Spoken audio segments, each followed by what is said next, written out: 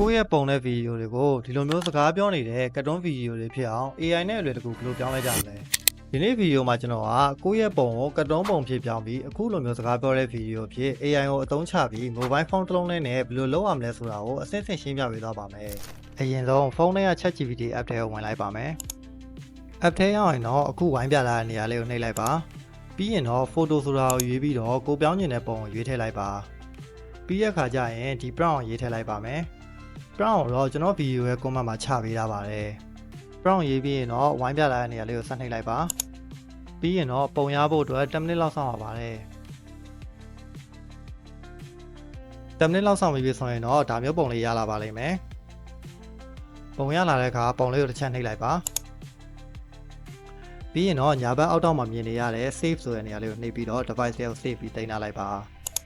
ဒီနေရာမှာအခုလိုမျိုး pizza style တစ်ခုလည်းမဟုတ်ပဲကိုကြိုက်တဲ့ Disney ပုံတွေ anime ပုံတွေကို prompt ထဲမှာစလုံးလေးတစ်လုံးပြောင်းလိုက်အောင်လည်းဖန်တီးလို့ရပါတယ်ပုံရလာပြီဆိုရင်တော့ဖုန်းထဲမှာရှိတဲ့ Chrome ထဲကိုဝင်လိုက်ပါမယ်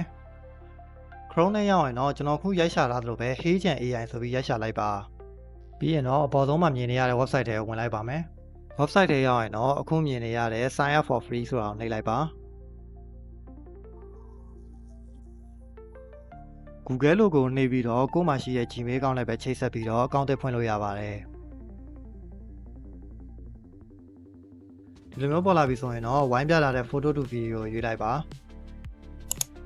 upload photo ဆိုတာကိုရေးပြီးတော့ဆောင်းနာကကျွန်တော်တို့ ChatGPT မှာထုတ်ထားတဲ့ပုံကို upload တင်လိုက်ပါမယ်ကတ်တွန်းပုံထည့်ပြီးရင်တော့ကိုယ့်ရဲ့အသံဖိုင်ထည့်ဖို့အတွက် script ဆိုတဲ့နေရာမှာ upload or record audio ဆိုတာကိုနှိပ်လိုက်ပါအခုမြင်နေရတဲ့ upload audio ဆိုတဲ့နေရာမှာတော့ကျွန်တော်တို့ကသွင်းမိသားအတန်တွေကိုတစ်ခါလဲ upload တင်ပြီးတော့ video ဖြစ်ပြောင်းလို့ရမယ်တကယ်လို့ကိုကအတန်သွင်းမိသားမရှိဘူးဆိုလို့ရှိရင်တော့ဘေးဘက်က record audio ဆိုတာကိုသွားပြီးတော့ကိုယ့်ရဲ့အတန်ကိုတစ်ခါလဲ record လုပ်လို့ရပါတယ်ကျွန်တော်ကတော့အတန်သွင်းမိသား file ရှိရဲ့အတွက် upload audio ဆိုတဲ့နေရာကနေပဲကျွန်တော်ရဲ့အတန် file ကို upload တင်လိုက်ပါတယ်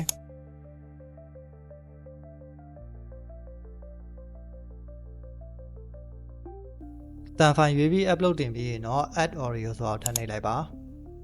အောက်မှာမြင်နေရတဲ့ custom motion ဆိုတဲ့နေရာမှာတော့ကိုယ့်ရဲ့ character ကိုဖြစ်စေချင်တဲ့လက်အမူအရာတွေမျက်နှာအမူအရာတွေကိုယ်စိတ်ကြိုက်ရေးပြီးထည့်လို့ရပါတယ်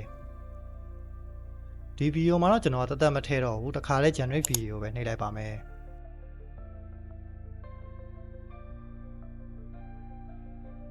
ပြီးရင်တော့ကိုထုတ်ထားတဲ့ဗီဒီယိုကစက္ကန့်ကြာရင်ကြာသလောက်10မိနစ်ကနေ2မိနစ်လောက်စောင့်ပေးရပါတယ်ဒီလိုမျိုးပေါ်လာလို့ ready ဖြစ်ပြီဆိုရင်တော့ကျွန်တော်တို့ဖွင့်ပြီးစမ်းကြည့်လိုက်ပါမယ်ကိုယ့်ရဲ့ပုံတဲ့ဗီဒီယိုတွေကိုဒီလိုမျိုးစကားပြောနေတဲ့ကတ်တွန်းဗီဒီယိုတွေဖြစ်အောင် AI နဲ့အလွယ်တကူဘယ်လိုပြောင်းလဲကြမလဲဒီနေ့ဗီဒီယိုမှာကျွန်တော်ကကိုယ့်ရဲ့ပုံကိုကတ်တွန်းပုံဖြစ်ပြောင်းပြီးအခုလိုမျိုးစကားပြောတဲ့ဗီဒီယိုဖြစ် AI ကိုအသုံးချပြီး mobile phone တစ်လုံးနဲ့ဘယ်လိုလုပ်ရမလဲဆိုတာကိုအဆင့်ဆင့်ရှင်းပြပေးသွားပါမယ်ဒီဗီဒီယိုကြည့်ပြီးတော့ကိုယ်တိုင်လည်းဒီလိုမျိုးချစ်စရာကောင်းတဲ့ကတ်တွန်းဗီဒီယိုလေးတွေဖန်တီးနိုင်လိမ့်မယ်လို့မျှော်လင့်ပါတယ်ဗီဒီယိုဆုံးထိကြည့်ပေးတဲ့အတွက်ကျေးဇူးတင်ပါတယ်နောက်ထပ်ဗီဒီယိုတွေမှာပြန်လည်ဆုံတွေ့ကြပါမယ်